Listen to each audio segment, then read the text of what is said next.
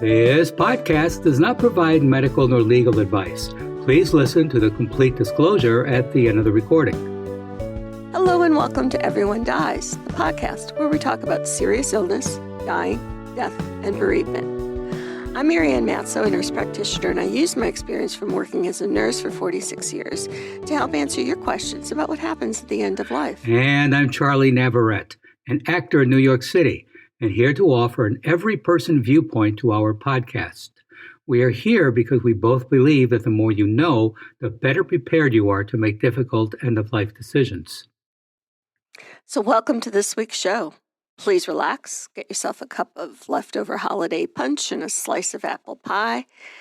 We hope your Thanksgiving was, well, thankful, and we thank you for spending the next hour with Charlie and me as we talk about what you might expect during your third year of grieving after the death of someone you care about.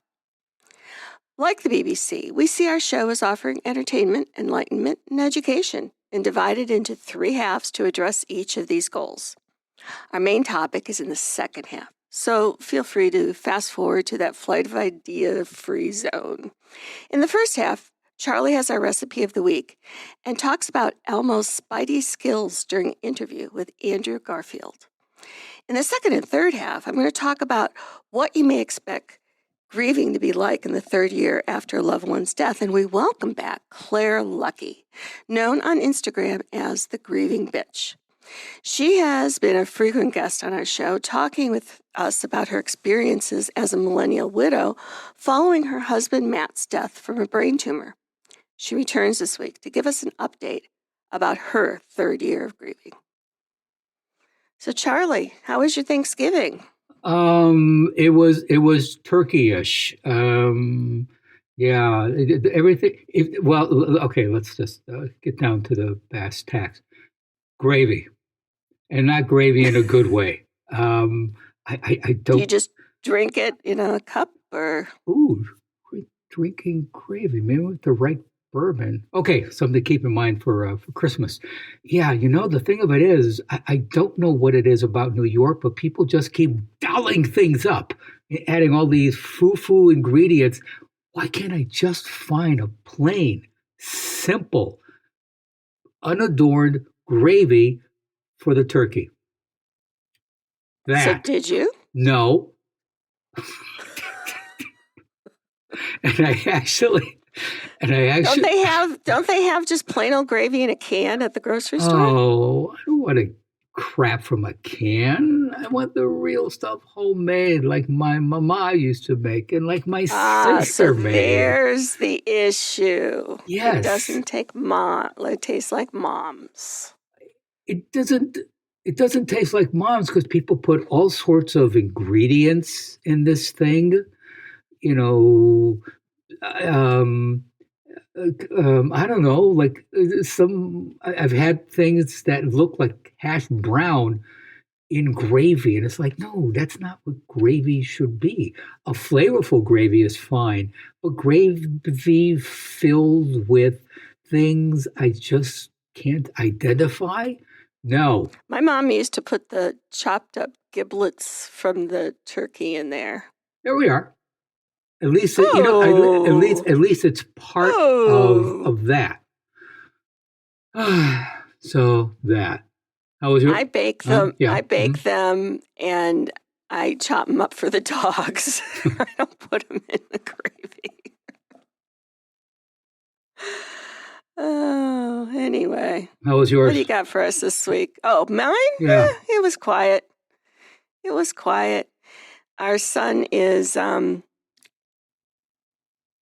being promoted to full colonel in the Air Force. Congratulations. So David is in Belgium for that.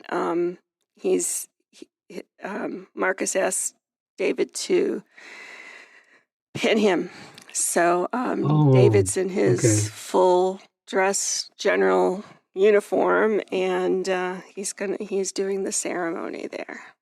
Excellent. Congratulations. And a side note, it's great David still fits into his uniform. Oh, God, yeah. Yeah. That man's been the same weight since he was 20 years old. Really? Nice. Well, he runs 6 days a week, so. Oh, right. Yeah. Okay. Well, and speaking of traveling, our travels this week take us to Oklahoma, where the winds come sweeping down the range and the home of the onion burger. An Oklahoma onion burger is small, even humble, but oh so flavorful. And I'm going to tell you this.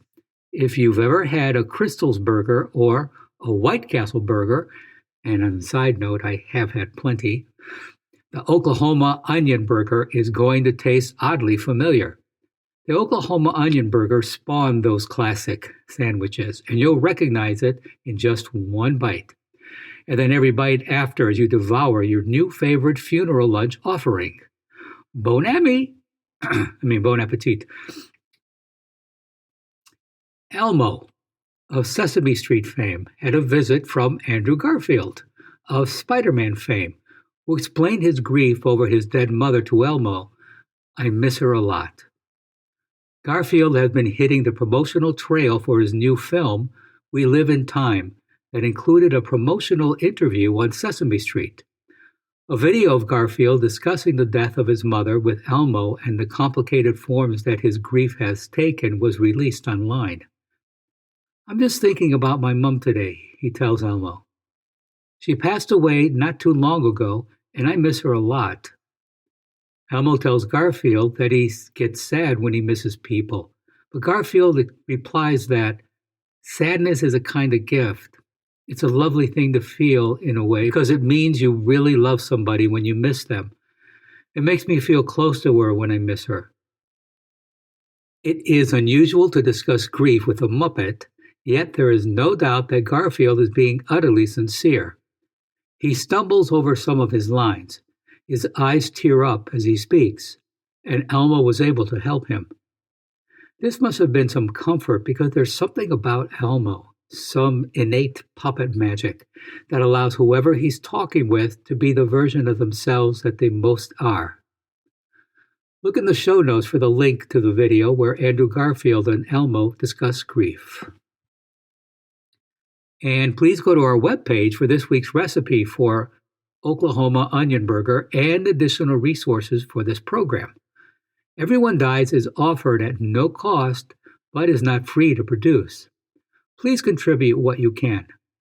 Your tax-deductible gift will go directly to supporting our nonprofit journalism so that we can remain accessible to everyone. You can also donate at www.everyonedies.org. That's every, the number one, dies.org, or at our site on Patreon, www.patreon.com, and search for Everyone Dies. Marianne? Thanks, Charlie. We have previously presented information about grieving in general and what may be expected during the second year of grief. Today, we move into the third year of grieving, the death of a loved one. As with any aspect of grief, your grief is your own. What happens in each year after a death is very individual. So what I'm going to tell you today is what may be typically experienced. It may not be your experience. The third year is a time of recalibrating and rebuilding your body, heart, and brain. 2 years after trauma of the death, we move into a healing and self-correction phase. There are still surges of sadness, missing our loved one, yearning for them, but these feelings are not as prominent as they once were. Also, we're not the same person we once were at the beginning of developing into the person we will become, while trying to figure out who that person is and what that person wants and needs. There's little scientific evidence regarding how life changes over time after a death. One, published by Wilcox and colleagues, is a longitudinal study of 50 to 79-year-olds, meaning they looked at the same people over a 3-year period. Using surveys and medical data, Wilcox Group first focused on the responses of 72,247 women who had been widowed in the past year, widowed for more than 1 year, or married. The researchers then examined a 3-year follow-up data of 55,724 of those women. Their findings document that a widow, by 3 years after the death, have largely overcome grief-related problems such as depression, social isolation, bodily pains, and poor eating habits. Compared with married women, widows reported worse physical and emotional health and less healthful daily habits, including irregular exercise and failing to eat fruits and vegetables. These problems were greater in recent widows. 3 years later, these women reported distinct improvements in mental health and social activity, with smaller gains in physical health.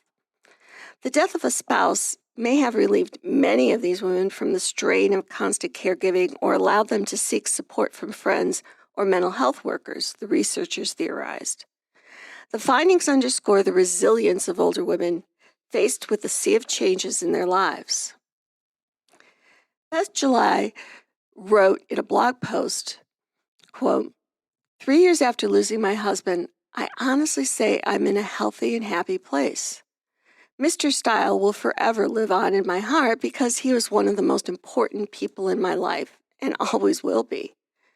Most days when I think of him, it is with a joyful heart, although I know too well there will be days when missing him seems almost unbearable. To all of us who have suffered the loss of a loved one, move forward at your own pace, and don't be afraid to feel the pain. Spend time with your grief and allow yourself to heal. Now, I don't know if you've ever seen the jars with the balls in them, but it's a picture of how grief changes with time. And if you look in the show notes, you can see a picture of this. So imagine 3 jars, all the same size. In the first jar, there's a huge ball. In the second jar, there's a medium-sized ball. And in the third jar, there's a small ball. And it's supposed to the ball represents grief.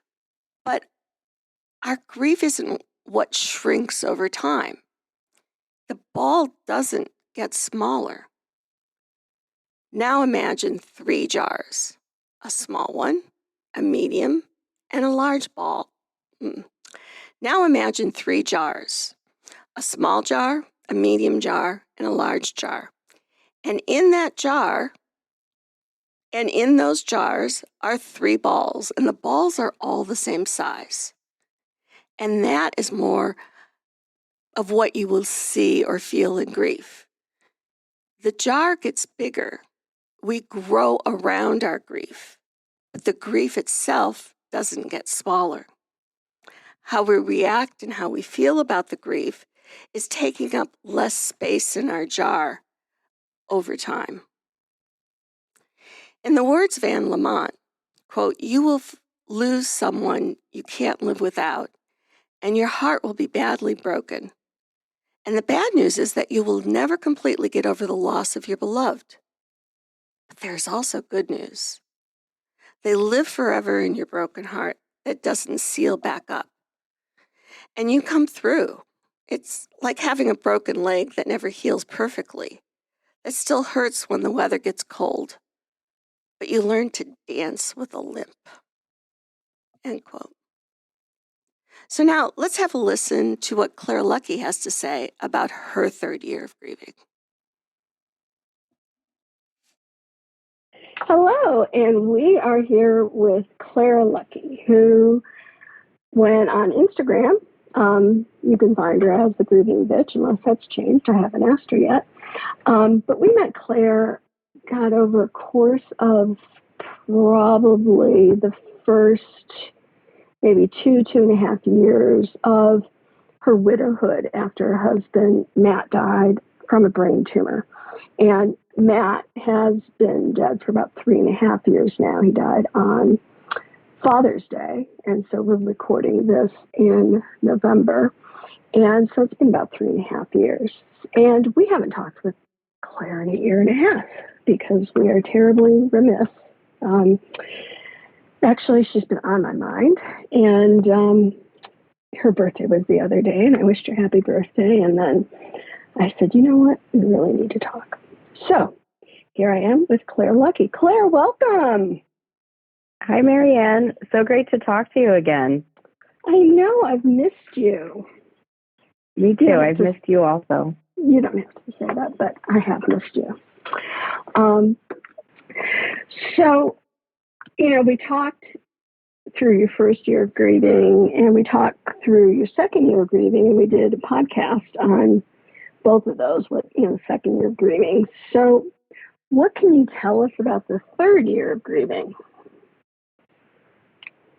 The emotion is still right there.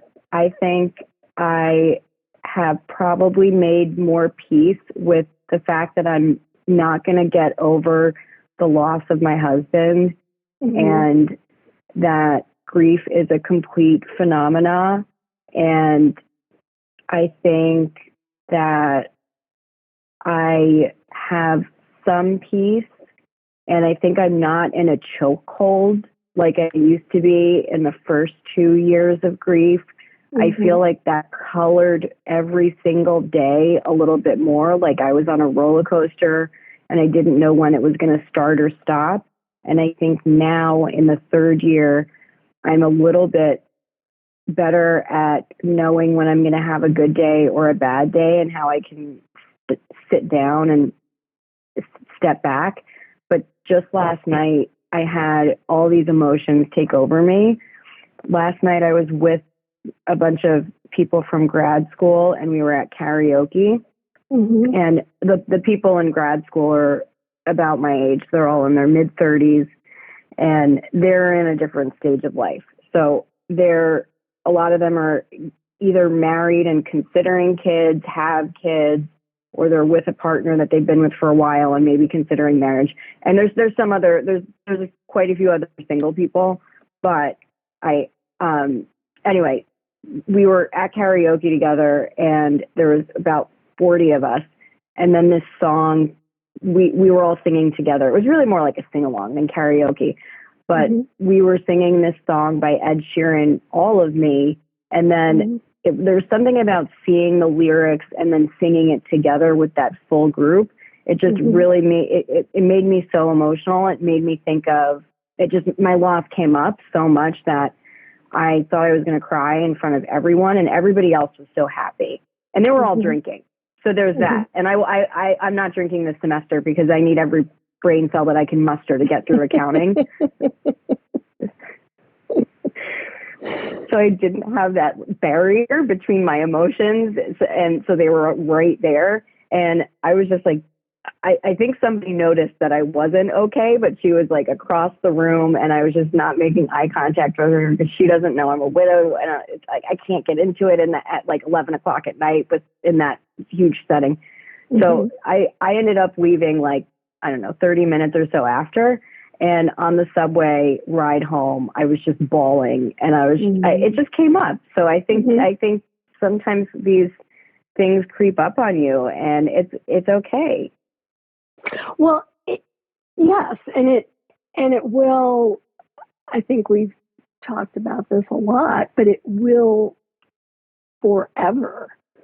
That I haven't had the death of a husband, but I've had, two sisters die, and my father die, and my mother die, and like sometimes I'll smell juicy fruit gum, and I'll get tears in my eyes because that was, my dad's gum. And that smell, you don't smell it that often anymore. I don't know. Not many people chew it, but when I smell it, it's like, takes me right back, or something will happen and I'll want to talk with my sisters and I can't, And so I don't know that you get sobby, after, for me, it's been like, almost 20 years for some of those deaths, and way longer for others. But that emotional reaction will still come. And I guess what I hear you saying is that in some sense, you're at peace with that in knowing that that's going to happen. Is that accurate? That's accurate. I think in the first 2 years, I was probably and maybe less than the second year, more in the first year, I was more like, okay, what can I do to stop this? Maybe I can be different. Maybe I don't have to have this forever. Maybe it can just go away.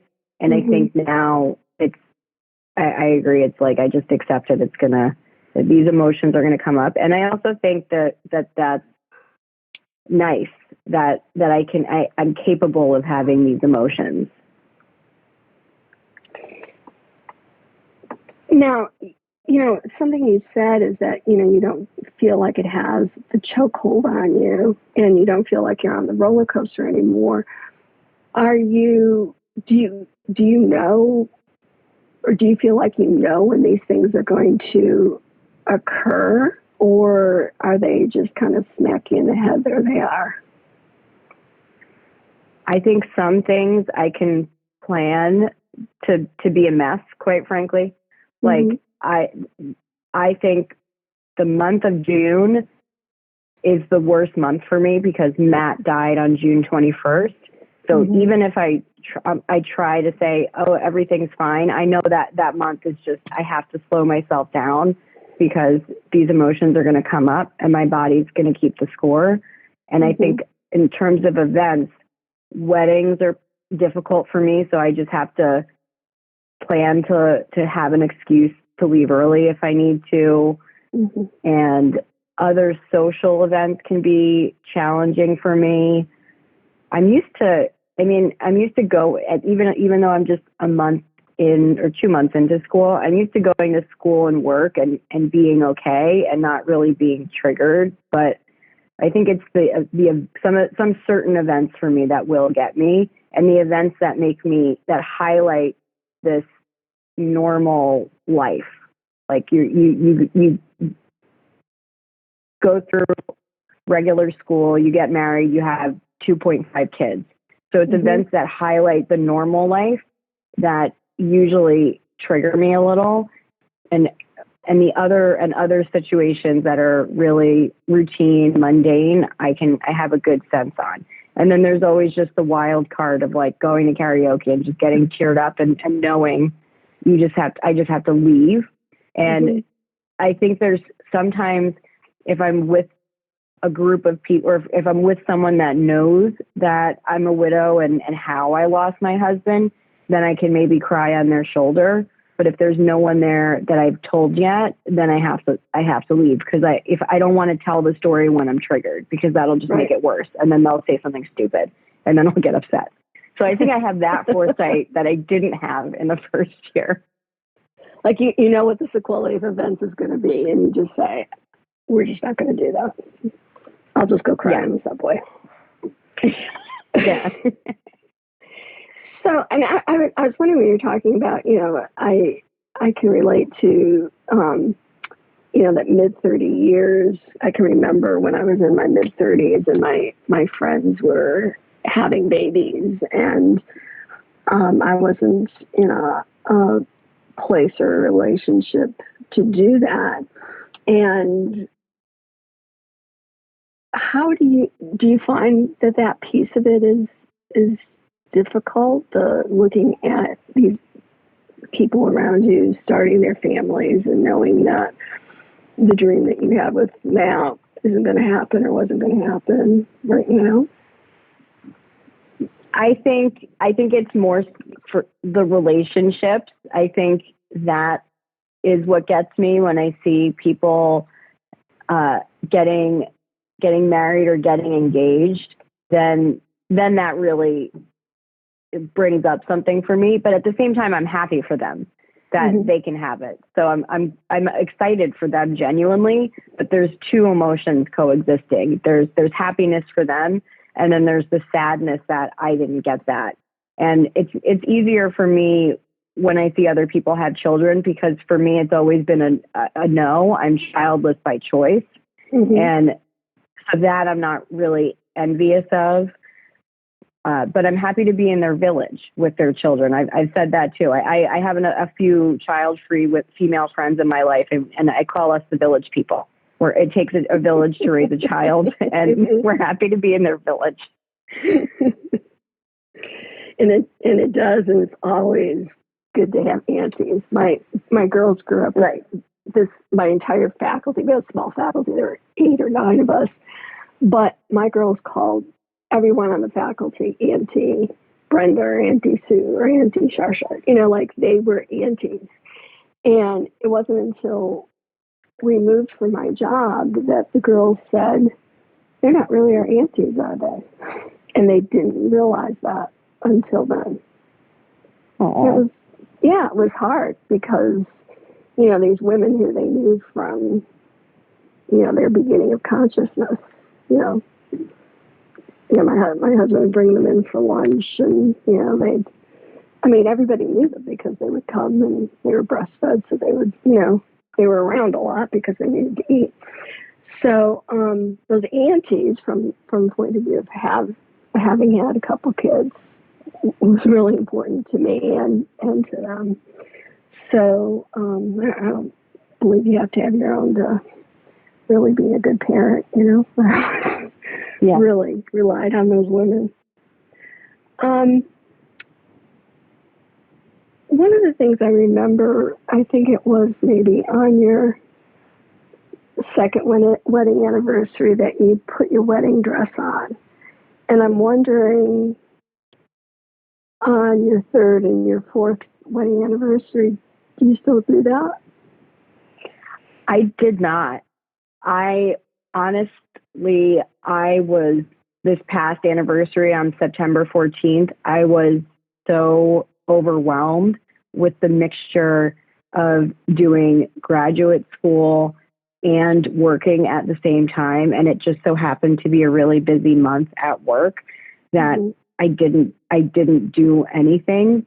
And I just laid at home and I made sure I ate extra dessert that day. And I'm okay with that because I think I think this can happen during grief, is that you maybe in the beginning you're like, okay, I'm going to do this pomp and circumstance every year. And I think this past year I was like, I can't do it. I just have to sit down and lay down, and Matt is going to have to be okay with it. And from what you said about Matt, he's perfectly fine with that. Does that sound right? Yeah, I think so. I think that's totally accurate. He would have been like, babe, I'm so proud of you for doing what you did, going to school. I think he's very happy looking down on me. Mm-hmm. So what do you see ahead, wait a minute. So we talked about the third year of grieving, but you're 3.5 in. So what's the fourth year of grieving? Do you have any sense of that yet? Not yet. I actually have gotten into a rhythm at my day job where every year I do some sort of talk for the people at work about my story. And I just share it in an intimate setting and talk about some of the things I did when I was a caregiver or after death. And this time around, we made it more interactive, and people were bringing some of the stuff that they experienced. And something really tragically magical happened where I connected with another young woman who is I think she's in her late 20s, maybe approaching 30. And her husband actually was diagnosed with glioblastoma.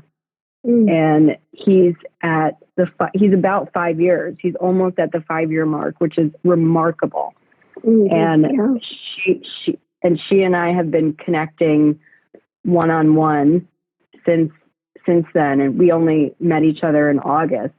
But what I am happy to do is have this one-on-one relationship with her, because I know how important that was for me. And when I was going through it, I found a glioblastoma mentor, and sometimes I think I wouldn't have survived without her. So I think being able to give back to this colleague of mine and make sure that I can be there for her and anybody else that kind of comes across my path is really important to me. It doesn't mean that for me, the other thing that comes up is I don't want to say everything happens for a reason, because that's bullshit, but it just makes me feel a little bit better that I can give to someone. And I think that's probably what the fourth year holds for me. I haven't told all of my classmates that I'm a widow yet, but we do this thing at school where we can do a presentation about ourselves, and I'm going to do a presentation to the full class about me, and I'm going to go through the story. And I think that's what I want to continue to do every year, is make sure that I'm in front of people and talking about this, because I know I'm not the only one. And I know there's so much room to grow for my millennial age group on dealing with loss, and we just need to stick together. Well, it's funny in education, how we teach is we show somebody how to do it, have them do it, and then have them teach someone else how to do it. And what you're talking about sounds like that same model.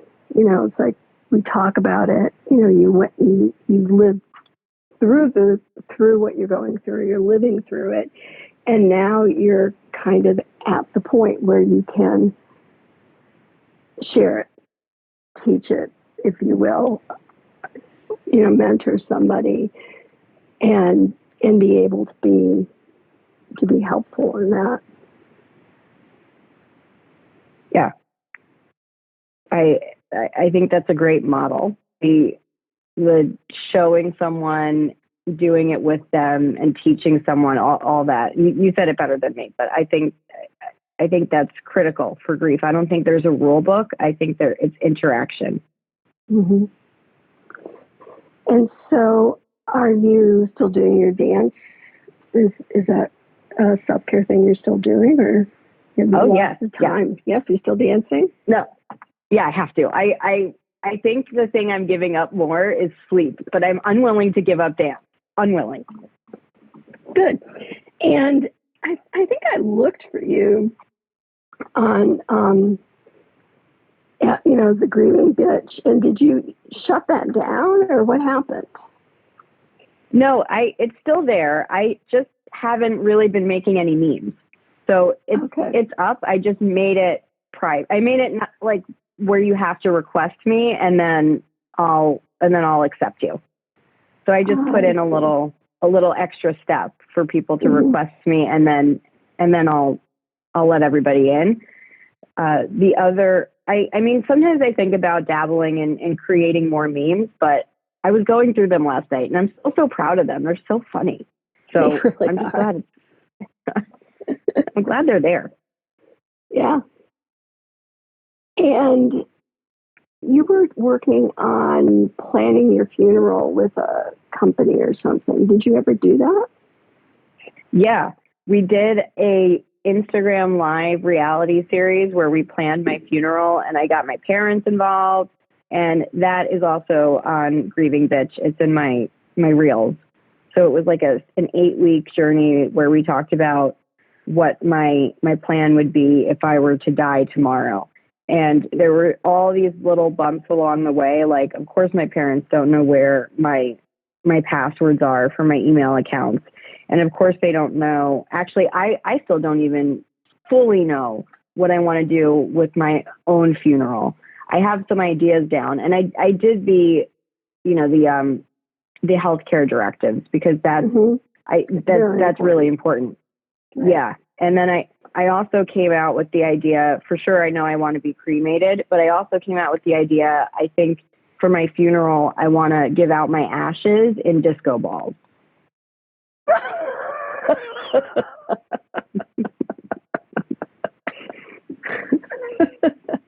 There's the Claire I know. Right?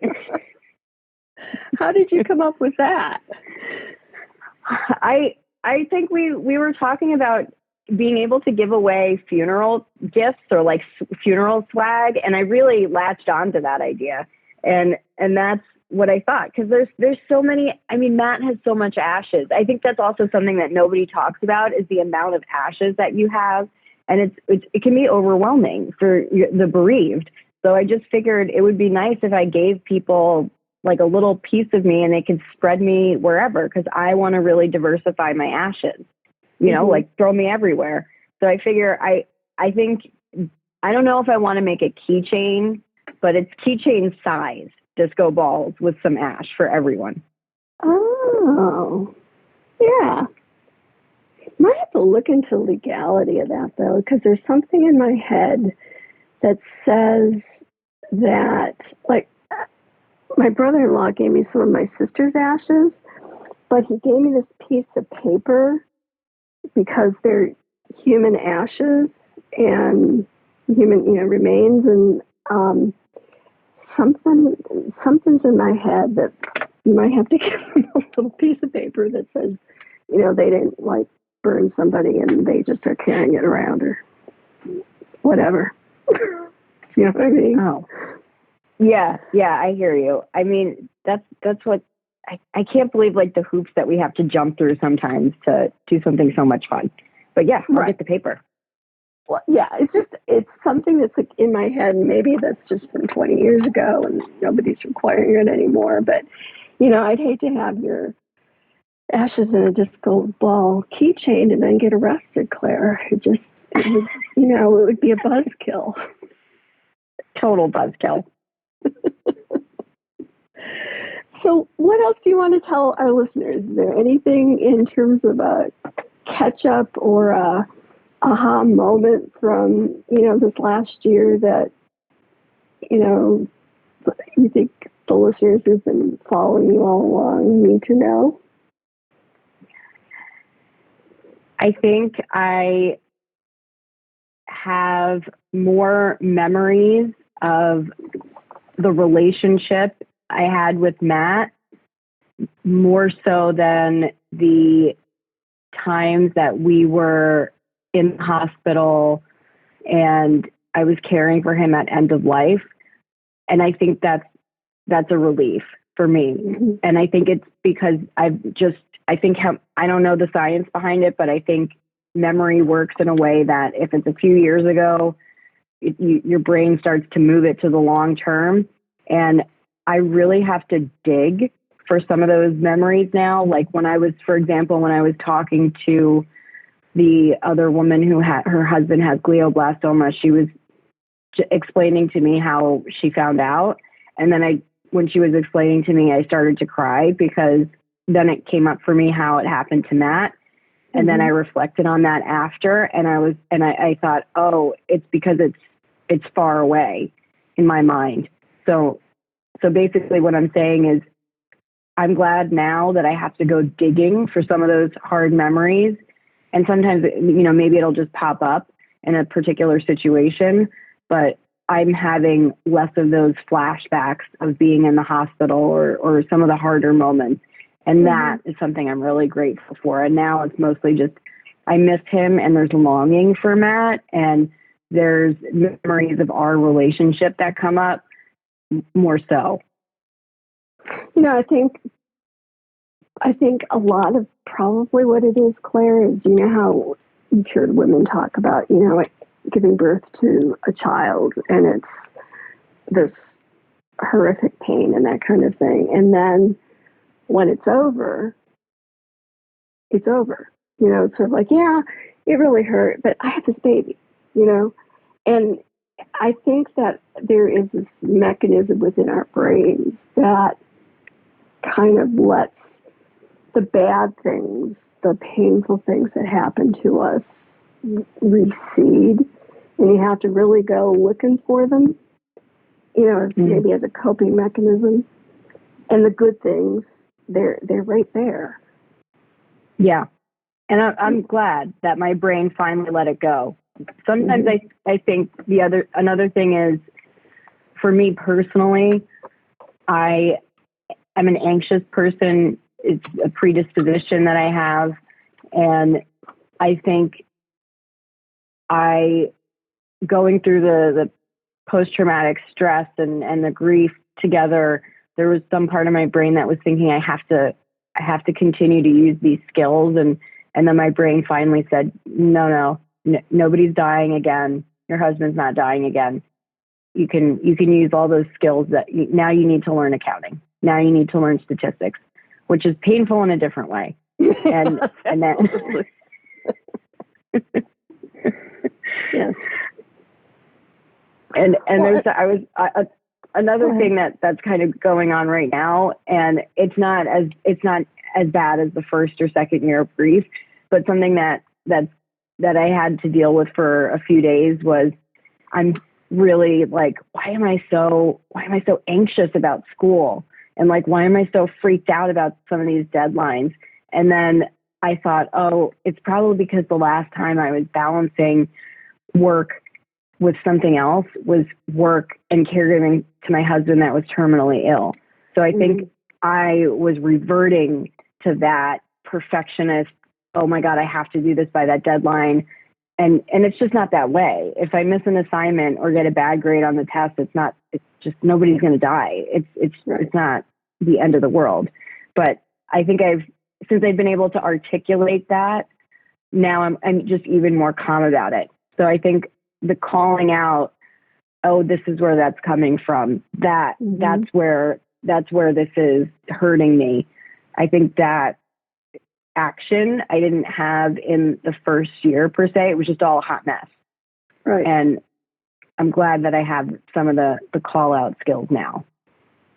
Well, that perspective that you begin to develop over time in terms of how things fit into your life and what's urgent and what's not and what's really important. You know, you have a perspective of, I would think, probably a much older person, because the experience you've had is not the typical experience of a 32, 33-year-old woman when you were going through that, right? That's not right. What young women are typically doing at that age.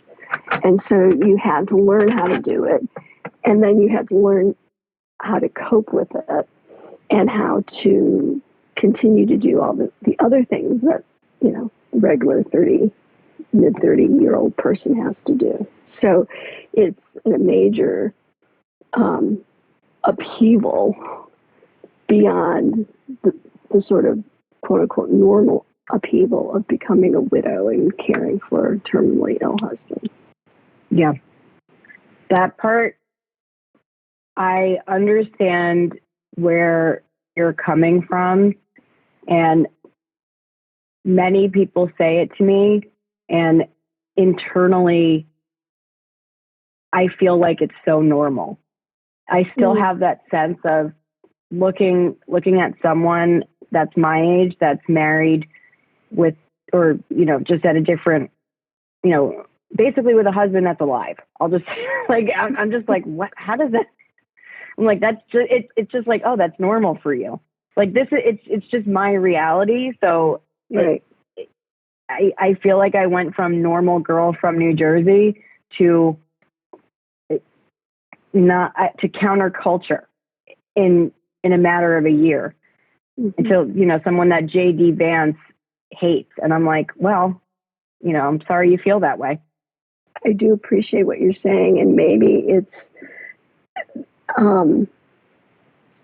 it's something in the 6th or 7th or 8th or 10th year of grieving that you're able to say, this wasn't, you know, the normal 30-year-old experience. And oh my God, what an incredible woman I am that I did this and I survived and I grew. And, you know, I don't think, it doesn't sound like you see that yet, but I think you will.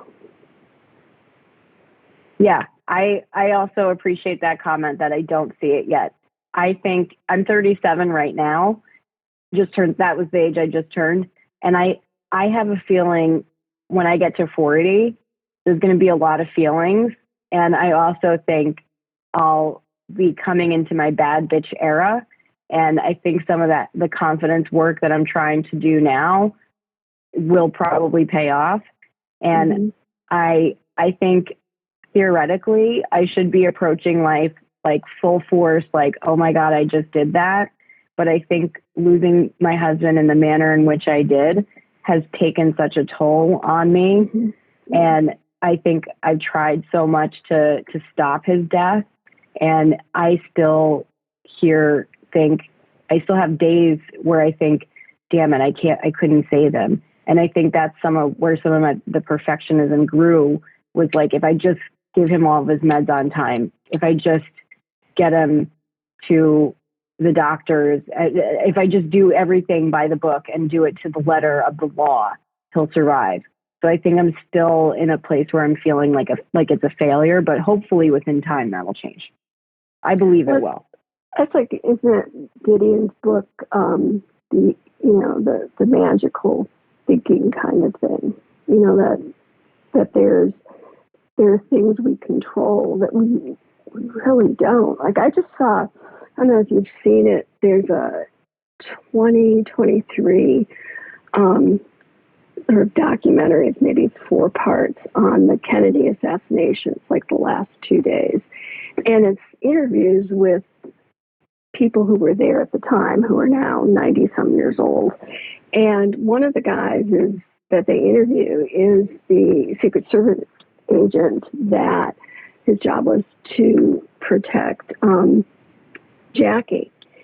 And here he is at 91 years old, 60 years after this happened, tears in his eyes in this interview and saying, my job was to protect them, and I failed at my job, and I think there must have been something that I could have done. And I'm listening to him thinking, what could you have done? You know, they didn't know it was going to happen. It's in a moving car. I mean, after 60 years, he is still feeling and verbalizing that he didn't do what he was supposed to do. Something that you said really hit me home just now is the magical thinking. I think that's what's going on for both of us. I think he had some magical thinking that he could do something, and I also had magical thinking I could do something. And I better not be sitting here in even 5 years. I'll give myself till 40. I better shake that. And I really do want to somehow internalize that there was nothing I could do. There was nothing that Matt could do. Right. Because he would have done it and you would have done it, but and I think that's something as humans that we don't want to accept, is that so much of life is just so random. And that we have, as much as we think or we want to have control, we really don't. Yeah, I can barely control my cat. I agree. Who can control cats? But, it's like that's like a hard thing to give up. It's a hard feeling to give up. It's like especially I think as Americans, that whole pull yourself up by the bootstraps and you can do anything you set your mind to doing. But it's not true. Yeah, and the resilience culture is, you have to be so resilient, and it's just such BS. Mm-hmm. I was actually talking to my therapist.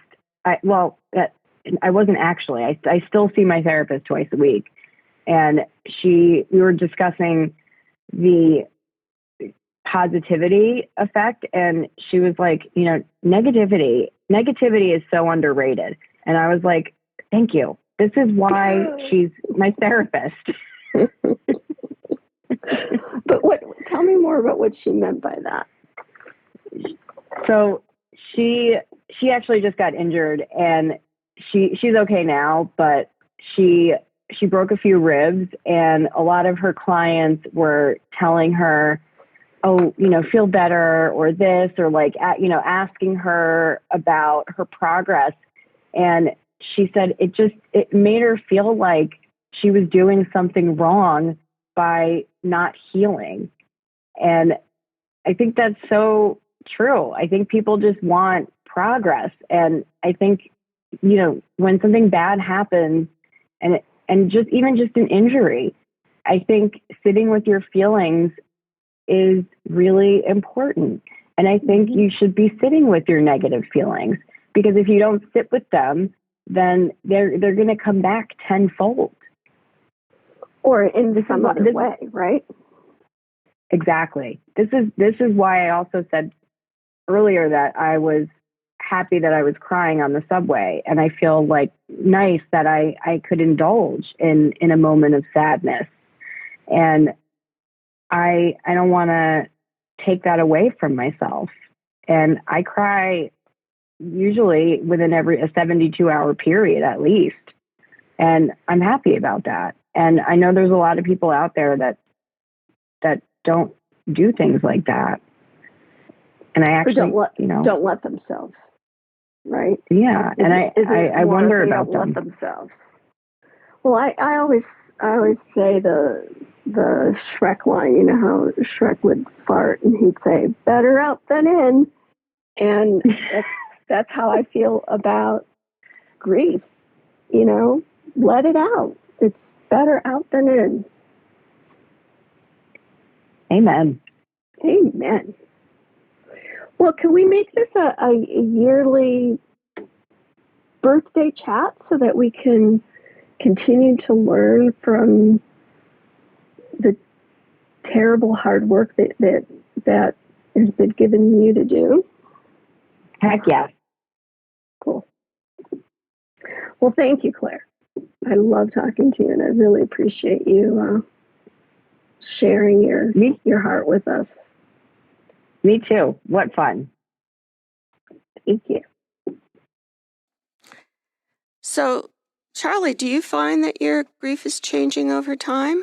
Yes, it has. It's now, for longtime listeners know that my son was killed 4.5 years ago. He was 21 years old, and it's funny, Marianne, as you were talking, I realized, okay, one of the times that was most difficult for me was Halloween, because I still remember, he was about 2 years old when, about 2.5, when he went trick or treating for the first time, and he was cognizant of it and just didn't understand the concept of, okay, say trick or treat, and someone will put candy in you had a little plastic pumpkin. But after the first door, and he did that, and he saw someone throw in a candy bar, he just started running to the next house. He tell slow down, Daddy ain't as young as he used to be. And that first year, when after he was killed, the Marianne, I was just grocery shopping. I just lost it in the candy aisle. There are all those those little miniature candies. I just lost it. The following year, I'd forgotten about that, and I didn't lose it, but it was still difficult. But last year, this year, I mean, it was the first time, and I just realized it now, speaking with you. I didn't even think about it when I saw the little candies. Mm-hmm. But to your point, I mean, it'll always be there. And I just, when I need to take the time to, think about him, feel, sadness. Yeah, I just take that time. There's rarely anything I'm doing that I can't stop doing. Not always, but the times I can, I just tell myself, okay, finish this up, and then go sit down, read a book, take a walk, have a martini, whatever. But it's just that, just acknowledge it and take that time. And like you said, it's not going to go away, and it's fine. But yeah, that just give yourself what you need. Yeah. Yep. And it's sometimes people have some grief about feeling that way. Yeah. And Yes. And Mhm. we're here to say that's normal. Yeah. That's normal when that ball is taking up less space in your jar. Yeah. But it's there. It will always be there, and that's it. Yeah. Yeah. Yep. Well, it was very nice to hear from Claire again. And that's it for this week's episode. Please stay tuned for the continuing saga of Everyone Dies, and thank you for listening. This is Charlie Navarrete, and from author and podcaster Nora McKierney, we don't move on from grief. We move forward with it. And I'm Marianne Matzo, and we'll see you next week. Remember, celebrate the people that you miss and be thankful that you knew them. And every day is a gift. This podcast does not provide medical advice. All discussion on this podcast, such as treatments, dosages, outcomes, charts, patient profiles, advice, messages, and any other discussion are for informational purposes only and are not a substitute for professional medical advice or treatment. Always seek the advice of your primary care practitioner or other qualified health providers with any questions that you may have regarding your health. Never disregard professional medical advice or delay in seeking it because of something you have heard from this podcast. If you think you may have a medical emergency, call your doctor or 911 immediately. Everyone Dies does not recommend or endorse any specific tests, practitioners, products, procedures, opinions, or other information that may be mentioned in this podcast. Reliance on any information provided in this podcast by persons appearing on this podcast at the invitation of Everyone Dies or by other members is solely at your own risk.